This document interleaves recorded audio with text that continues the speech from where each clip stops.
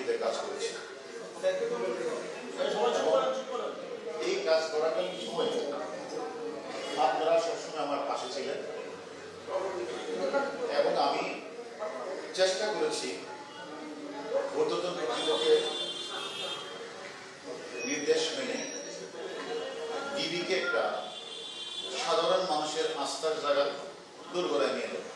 এবং আমি কিন্তু আমার এই চাকরি 3 বছর 3 মাসকালীন সময় আমি সাধারণ মানুষের কাছে ডিবিকে একটা আস্থার জায়গায় পরিণত করেছি। বাংলাদেশের প্রতিটি মানুষ তথা বিশ্বের মানুষ জানে যে কারো কোনো সমস্যা হলে ডিবিতে গেলে প্রবলেমটা সলভ হতে পারে, এই মনে করে অসংখ্য মানুষ আমাদের কাছে আসছে।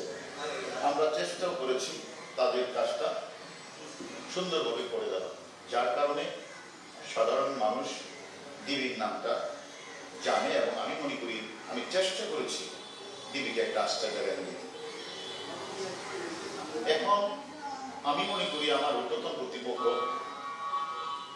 আমাকে আস্থা এবং বিশ্বাস রেখে আরেকটি জায়গায় পদায়ন করেছে, বিস্তৃত পরিসরে কাজ করার সুযোগ প্রদান করেছে। আমি মনে করি সেই জায়গাতে গিয়েও যে কথাটা আমি আপনাদের সামনে প্রায় বলতাম, মানুষের শেষ ভরসার স্থলটা হচ্ছে থানা। থানা যেন মানুষকে সেবা দিতে পারে। আমি চেষ্টা করব সাধারণ মানুষ থানায় এসে যেন সেবাটা পায়, থানায় যেন মানুষ আসে, যে কোনো ঘটনায় থানায় যেন গিয়ে মানুষ তার জিডি করা, মামলা করা সেগুলো করতে পারে। আমি চেষ্টা করব থানাকে সাধারণ মানুষের আস্থায় নিয়ে যেতে। আচ্ছা, এখন আপনি যেখানে যাচ্ছেন বিএনপির অধিকাংশ মামলায় তো আপনি নিয়ন্ত্রণ করবেন, সেই ক্ষেত্রে কোটার এই ঘটনায় প্রায় 300 মতো মামলা হয়েছে। আসলে এই মামলাগুলোতে যেটা খুব আন্দোলনের দাবি হচ্ছে প্রচুর ভিডিওকে অ্যারেস্ট করা হয়েছে। তো আপনার কি দেখেন, আমি এই টিভিতে থাকাকালীন সময় অনেক গুরুত্বপূর্ণ মামলা, অনেক বড় বড় ঘটনা টিভিতে ঘটেছে। মতিঝিলের টিপু মার্ডার থেকে শুরু করে ঝিনাইদহ, কালীগঞ্জের আনাপত্তা মামলা সহ অসংখ্য খুনের ঘটনা আমাদের টিভিতে নিয়ে আমরা নির্ভুলভাবে তদন্ত করে সাক্ষ্য প্রমাণ নিয়ে আমরা মামলার ক্লু বের করছি। কোনো নিরীহ লোককে কিন্তু আমরা অ্যারেস্ট করি নাই।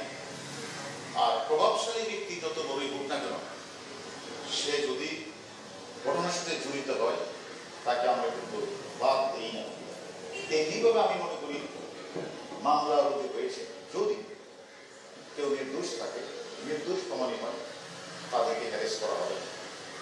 এবং যারা ঘটনার সাথে প্রকৃতভাবে জড়িত, যারা বিভিন্ন জায়গাগুলিতে আগুন লাগিয়েছে, স্বপ্নের মেট্রো রেলে ভাঙচুর আগুন লাগিয়েছে, রাষ্ট্রীয় বেসরকারি থানাগুলিতে আগুন লাগিয়েছে, আমাদের পুলিশ সদস্যকে জ্বলিয়ে হত্যা করেছে, এই সকল ঘটনার সাথে যারা জড়িত তাদের কাউকে ছাড়তে হবে।